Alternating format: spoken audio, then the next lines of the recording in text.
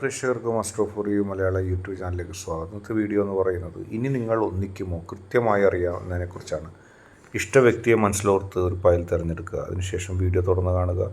നിങ്ങൾക്ക് എല്ലാവർക്കും ഈ വീഡിയോ ഇഷ്ടപ്പെടുമെന്ന് കരുതുന്നു. വീഡിയോ ഇഷ്ടപ്പെട്ടാൽ ലൈക്ക് ചെയ്യുക, ഷെയർ ചെയ്യുക, കൂടാതെ ചാനൽ സബ്സ്ക്രൈബ് ചെയ്യുക. നിങ്ങൾ നൽകുന്ന പിന്തുണയാണ് കൂടുതൽ വീഡിയോകൾക്ക് പ്രചോദനമാകുന്നത്. അതുകൊണ്ട് തന്നെ ഈ ചാനലിലെ വീഡിയോസ് ഇഷ്ടപ്പെട്ടാൽ ലൈക്ക് ചെയ്യുക, ഷെയർ ചെയ്യുക, സബ്സ്ക്രൈബ് ചെയ്യുക. നമുക്ക് ഒന്നാമത്തെ ഫയലായ പുഷ്പം തിരഞ്ഞെടുത്ത വ്യക്തികളുടെ റീഡിങ്ങിലേക്ക് പോകാം. ഒന്നാമത്തെ ഈ പുഷ്പം തിരഞ്ഞെടുത്ത വ്യക്തികളുടെ റീഡിങ്ങിലേക്കാണ് നമ്മൾ പോകുന്നത്. നിങ്ങൾക്ക് ഒന്നിക്കാൻ കഴിയുമോ? ജീവിതത്തിൽ നിങ്ങൾ ഇനി ഒന്നാകുമോ എന്നുള്ളതാണ്. നിങ്ങൾ ഒരിക്കലും രണ്ടാകാൻ ആഗ്രഹിച്ചവരല്ല. നിങ്ങളുടെ വ്യക്തിയും അതുതന്നെയാണ്. നിങ്ങളുടെ വ്യക്തിക്ക് നിങ്ങളെ ഒരുപാട് വിശ്വാസമായിരുന്നു, ഒരുപാട് ഇഷ്ടമായിരുന്നു.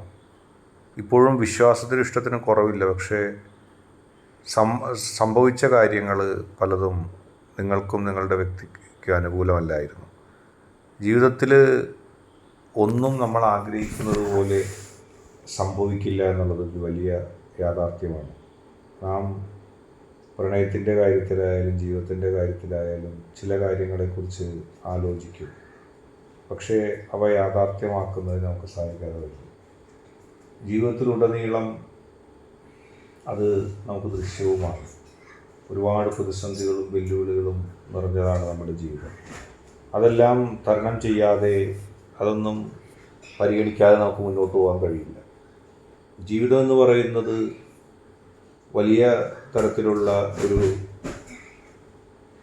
പ്രതിസന്ധി തന്നെയാണ്. ജീവിതത്തിൽ ആ പ്രതിസന്ധികളിലൂടെ കടന്നു പോയാൽ മാത്രമേ നമുക്ക് ജീവിതത്തെക്കുറിച്ച് അറിയാൻ കഴിയുള്ളൂ, ജീവിതത്തെക്കുറിച്ച് മനസ്സിലാക്കാൻ കഴിയുള്ളൂ. പ്രതിസന്ധി നിറഞ്ഞ ജീവിതം, വെല്ലുവിളികൾ നിറഞ്ഞ ജീവിതം, അത് നമ്മൾ മുന്നോട്ട് കൊണ്ടുപോകുമ്പോഴും എന്താണ് ജീവിതം നമുക്ക് തിരിച്ചു നൽകുക എന്നുള്ളത് മുൻകൂട്ടി നമുക്ക് പറയാൻ കഴിയില്ല. പലപ്പോഴും പ്രതീക്ഷയ്ക്ക് വിരുദ്ധമായി സംഭവിക്കുന്നു. നിങ്ങളുടെ വ്യക്തിയും നിങ്ങളും തമ്മിലുള്ള ബന്ധം, നിങ്ങളുടെ വ്യക്തിയും നിങ്ങളും തമ്മിലുള്ള സ്നേഹം, അതെല്ലാം പലപ്പോഴും പ്രതീക്ഷയ്ക്ക് വിരുദ്ധമായി നിങ്ങൾക്ക് തോന്നുകയും നിങ്ങൾ അത് മനസ്സിലാക്കുകയൊക്കെ ചെയ്തിട്ടുണ്ട്. നിങ്ങളുടെ പ്രതീക്ഷയ്ക്ക് വിരുദ്ധമായി എന്തുകൊണ്ട് ചില കാര്യങ്ങൾ സംഭവിച്ചു, പ്രത്യേകിച്ച് ആ വ്യക്തിയുമായിട്ടുള്ള ജീവിതത്തിൽ. അതിന് ചില സാഹചര്യങ്ങൾ കാരണമായി, അതിന് ചില വ്യക്തികൾ കാരണമായി. നിങ്ങളും നിങ്ങളുടെ വ്യക്തിയും പ്രണയത്തിൻ്റെ കാര്യത്തിൽ ഒരു വിരുദ്ധതയും ആലോചിച്ചില്ലായിരുന്നു, ഒരു പ്രതിസന്ധിയും ആലോചിച്ചില്ലായിരുന്നു. പക്ഷെ നിങ്ങൾക്ക് ചുറ്റുമുള്ള ചില സാഹചര്യങ്ങൾ നിങ്ങളെ അകറ്റാൻ ശ്രമിച്ചു.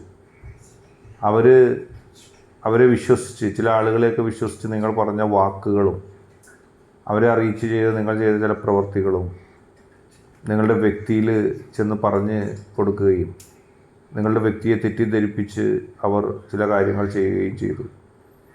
അതൊക്കെ തന്നെയാണ് നിങ്ങളെയും നിങ്ങളുടെ വ്യക്തിയെയും അകറ്റിയതും.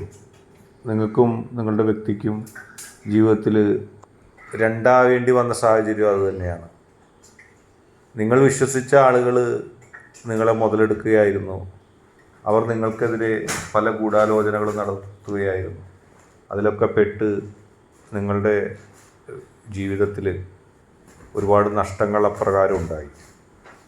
ഇപ്പോൾ നിങ്ങളുടെ വ്യക്തി തീർച്ചയായിട്ടും അതിൻ്റെയൊക്കെ യഥാർത്ഥ സംഭവ വികാസങ്ങൾ മനസ്സിലാക്കുന്നുണ്ട്. യഥാർത്ഥമായ ചില കാര്യങ്ങൾ നിങ്ങളുടെ വ്യക്തിയുടെ മനസ്സിലേക്ക് വന്നിട്ടുണ്ട്. നിങ്ങളുടെ വ്യക്തിയുടെ മനസ്സിൻ്റെ ഉള്ളിൽ നിങ്ങൾക്ക് തോന്നുന്നതിനേക്കാൾ ഇരട്ടി വേദന ഈ അകൽച്ചയിലുണ്ടായിരിക്കുന്നു. അതിനി ഒന്നായാൽ മാത്രമേ പരിഹരിക്കാൻ കഴിയുള്ളൂ എന്നുള്ള ബോധ്യം നിങ്ങളുടെ വ്യക്തിക്കുണ്ട്. അതിൽ നിന്ന് തന്നെയാണ് നിങ്ങളുടെ വ്യക്തി എത്തുന്നത്. ചില ദുർബലമായ ചില സാഹചര്യങ്ങൾ, ചില എന്ത് തീരുമാനം എടുക്കണമെന്നുള്ള ഭയങ്ങൾ, അത് നിങ്ങളുടെ വ്യക്തിയിൽ ഇപ്പോൾ നിങ്ങൾക്ക് അനുകൂലമായി എടുക്കാനായിട്ടുള്ള ഒരു മനസ്സായി മാറി ഇരിക്കുന്നുണ്ട്. അത് ഉടൻ തന്നെ നിങ്ങളുടെ ജീവിതത്തിലേക്ക് എത്തും എന്നുള്ള കാര്യത്തിൽ സംശയമില്ല. അടുത്തതായിട്ട് രണ്ടാമത്തെ പുഷ്പം ഫയലായി തിരഞ്ഞെടുത്തവരുടെ റീഡിങ്ങിലേക്കാണ് പോകുന്നത്. ഇവിടെ നിങ്ങളുടെ വ്യക്തി സ്വയം നിങ്ങൾക്കെതിരായിട്ട് ചില തീരുമാനങ്ങൾ എടുത്തു. ആ വ്യക്തിയിൽ നിങ്ങളുടെ മൂല്യത്തെ ആ വ്യക്തി കുറച്ച് കാണിക്കുന്നൊരവസ്ഥയിലേക്ക് എത്തി. നിങ്ങളുടെ മനസ്സിനെ മനസ്സിലാക്കാതെ ആ വ്യക്തി പോകുന്നൊരു സാഹചര്യം ഉണ്ടായി. മറ്റുള്ളവർ അസൂയപ്പെട്ട ഒരു ബന്ധമായിരുന്നു നിങ്ങളുടേത്. മറ്റുള്ളവർ പലപ്പോഴും അസൂയയോടെ അല്ലാതെ നിങ്ങളെക്കുറിച്ച് പറഞ്ഞിട്ടില്ല. നിങ്ങളുടെ വ്യക്തിയും തമ്മിലുള്ള അടുക്കും ചിട്ടയുമുള്ള ആ ബന്ധം, നിങ്ങൾ പരസ്പരം പരിഗണിക്കുന്ന രീതി, അതെല്ലാം ആളുകൾ അസൂയയോടെയാണ് നോക്കി കണ്ടത്, ഇഷ്ടപ്പെട്ടത്. പക്ഷേ അത് മനസ്സിലാക്കുന്നതിന്, അത് ഗ്രഹിക്കുന്നതിന് നിങ്ങളുടെ വ്യക്തിക്ക് പിന്നീട് കഴിയാതെ വന്നു. നിങ്ങളുടെ വ്യക്തിയിൽ അധികാരം സ്ഥാപിക്കുകയാണെന്നുള്ളൊരു തെറ്റിദ്ധാരണ നിങ്ങളുടെ വ്യക്തിയിലുണ്ടായി. ആ തെറ്റിദ്ധാരണയുടെ ഫലമായിട്ട് നിങ്ങളെ അവഗണിക്കാൻ തുടങ്ങി. നിങ്ങൾക്ക് ആ വ്യക്തിയെ സ്നേഹിക്കുന്നതിൽ മറ്റെന്തോ ഉദ്ദേശമുണ്ട്, ഒരു സ്വാർത്ഥത ഉണ്ടെന്ന്, അത് നിങ്ങളുടെ ആവശ്യമാണെന്ന് നിങ്ങളുടെ വ്യക്തി തെറ്റിദ്ധരിച്ചു. അങ്ങനെ നിങ്ങളുടെ വ്യക്തി തെറ്റിദ്ധരിച്ചതിൻ്റെ ഫലമായിട്ട് എല്ലാ സമയവും സദാസമയവും നിങ്ങളെ വേദനിപ്പിക്കുന്ന വാക്കും പ്രവൃത്തിയും ആ വ്യക്തിയിൽ നിന്നുണ്ടായി. അങ്ങനെയുള്ള വാക്കും പ്രവൃത്തിയും നിങ്ങൾ ഒരുപാട് വേദനിപ്പിച്ചു. ആ വേദനകൾ നിങ്ങളുടെ മനസ്സിൻ്റെ ഉള്ളിൽ വേദനയായിട്ട് തന്നെ അങ്ങനെ കിടന്നു. നിങ്ങൾക്കൊരിക്കലും അംഗീകരിക്കാൻ കഴിഞ്ഞില്ല. നിങ്ങളൊരിക്കലും സ്വപ്നത്തിൽ പോലും വിചാരിക്കാത്ത കാര്യങ്ങൾ അത് നിങ്ങളിൽ അടിച്ചേൽപ്പിക്കാനായിട്ട്, അല്ലെങ്കിൽ നിങ്ങളുടെ ഉദ്ദേശം അങ്ങനെയാണെന്ന് തീർക്കാനായിട്ട് ആ വ്യക്തി ശ്രമിച്ചു. നിങ്ങളെ സംബന്ധിച്ച് അതൊരു വലിയ ദുഃഖവുമായിരുന്നു.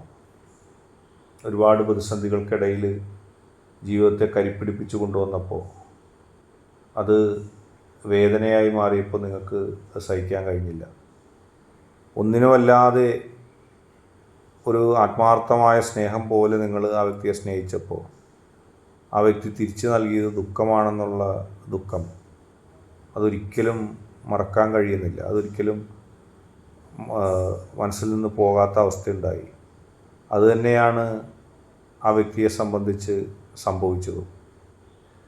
ആ വ്യക്തി ചിന്തിച്ചത് നിങ്ങൾ സ്നേഹിക്കുകയല്ല, കൂടുതൽ അധികാരം സ്ഥാപിക്കുകയാണെന്നാണ്.